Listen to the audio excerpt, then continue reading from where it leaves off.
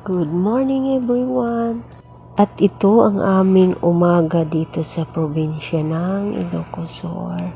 Pag umaga ang almusal nila ay talagang kanin, solid talaga kasi siyempre para hindi manghina sa trabaho.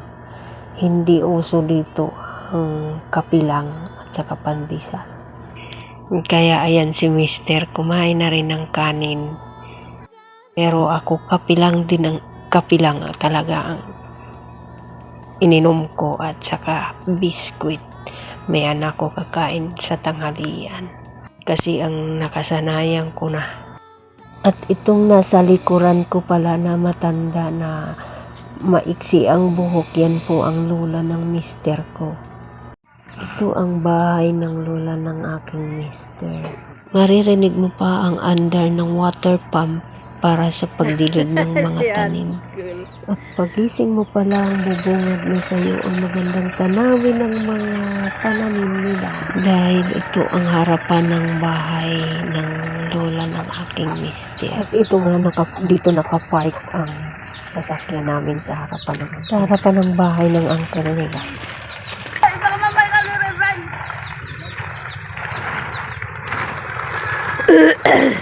Ganito pag umaga dito sa probinsya. Ngayon nagdidilig sila ng tabako.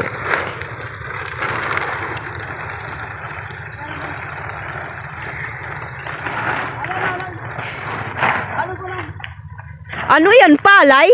Dayami. Pagkain ng ano? Baka? Pagkain pala ito ng baka. Naka-stack talaga. Para hindi... Italima. Ano ito? Ito ang pagkain ng baka dito. Kaya pala matataba ang baka. Ayun.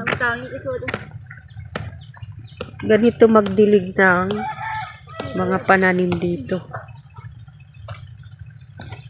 May barasibis ng tawag yan. Nagbabarasibis.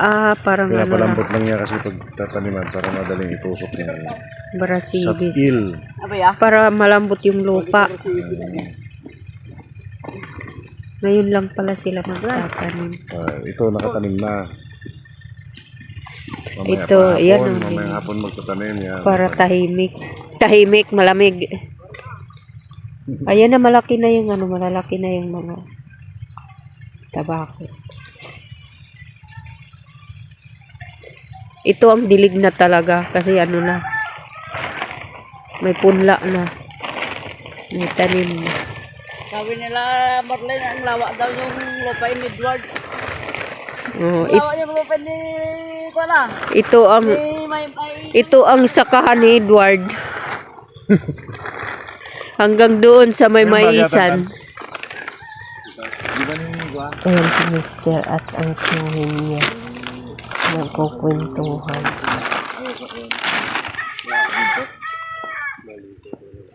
Matagal ang ano niyan. Matagal bago maubos tong pagkain ng baka Dami. Ayan, ini-stack nila yung mga pinag-anihan nila na tinatawag na dayami para pagkain ng baka. Ang sarap. Yung bang pagising mo sa umaga, itong bubungad sa inyo. Malamig ang klima tapos napakatahimik na parang malayo ka sa gulo. Malayo sa polusyon.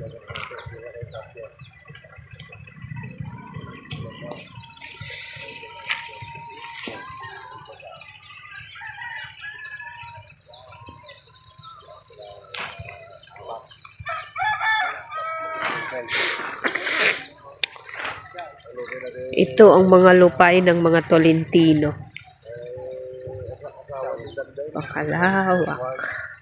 Napakalawak ng lupain ng mga Tolentino. Hanggang doon. Yung maisan na yan. Ayan yung maisan. Oh. Lupa ng mga Tolentino pa yan. Hanggang doon, mahaba.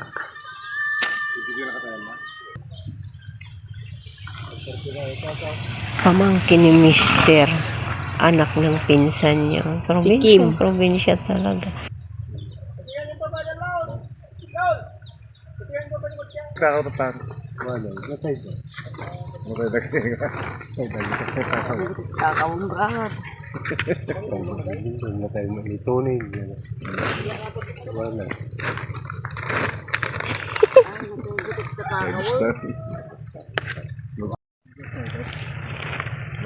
Ang lamig! Ang lamig dito pag umaga.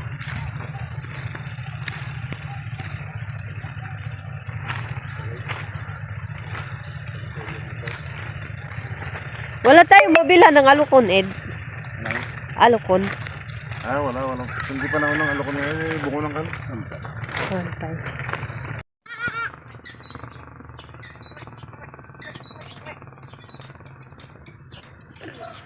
Hindi na tuloy umimik.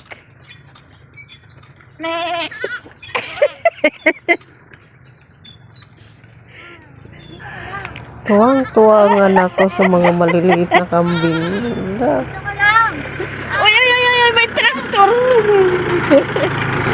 Pinuputan na lang ni auntie kasi wala na siyang dahon. Natandaan na nagsubunga na kasi mami ang sa para magdahon ang sanga.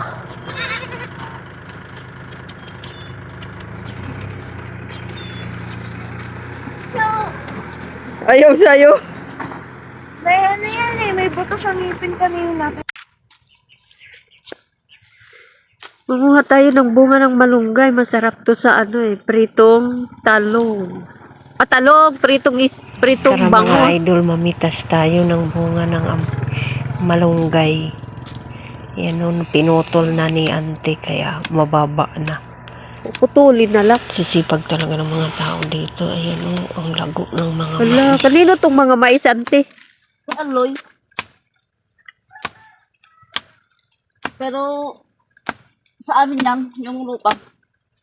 Sa lilag Ang lawak, ang sipag talaga ni Saloy. Yellow corn. Gusto ko sana maglaga, kaya lang yellow siya. Mas masarap kasi yung puti. Tama na yan siya pang laga sana. Pero kasi sila dito, hindi nila yan pinipitas na panlaga lang na mais. Binibilad pa nila yan, matanda. Yung pinapatanda talaga nila ng gusto. Tapos binibilad pa nila yan para talagang matigas yung tigang talaga. Tapos ibibinta na nila yan.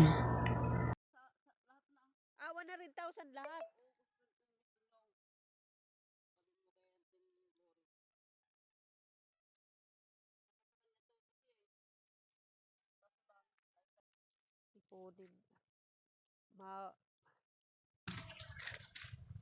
malang kwan, ang lupa ngayon. Nakala. Nanguha tayo ng daon bunga ng malunggay kasi doon mahal. Lahat mahal doon binibili. Oh, Diyos ko Lord. 10 piso ilang piraso. Pwede mo rin may ibebenda to. Ay, hindi gugulain ko to. Sarap to sa pritong isda to. Pwede mo rin ibenta sa kapitbahay nyo. Ay, dyan sa may store mo. Ay, hindi. Lulutoy ko to, ante.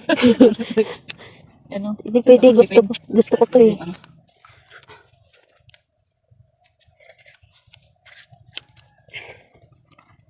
Mas maganda pa, mas masarap pa to kasi yung malalaki. Ito matigas na to eh, pero pwede pa to pag Hindi, pwede pa yan. Matigas yan. Alisin mo lang balat. Balat. O, diba? Ang dami. Gusto mong ibenta mo. Yung kamatis lang ibibenta mo. Magkano ay tanongin mo sa may market. Alamin ko ang ano ko. Kasi bababaan ko lang yan ng 5 piso para mabinta. Galing sa Ang isa?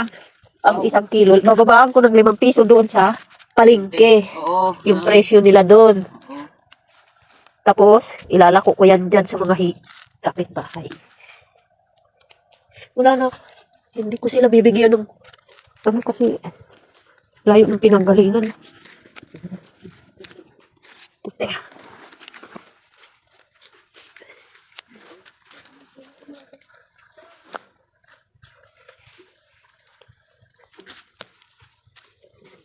Kailangan ubusin kasi binali na siya eh.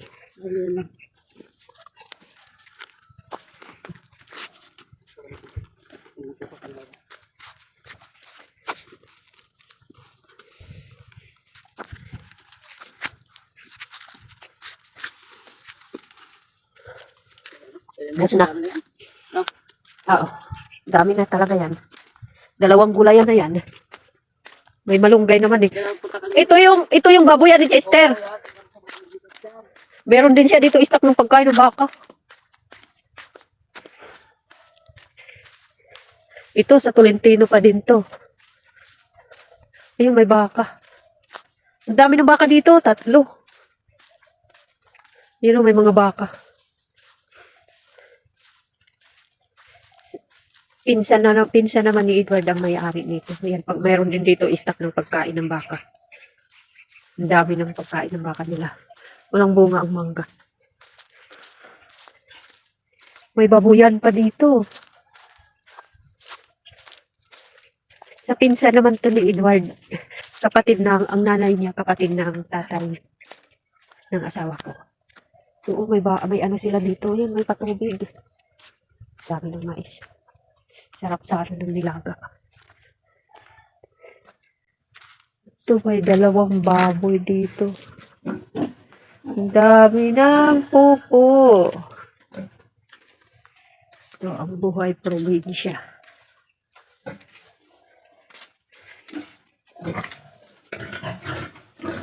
Uy, nangihingi na ng pagkain. Ang dami, oh. Pa dito.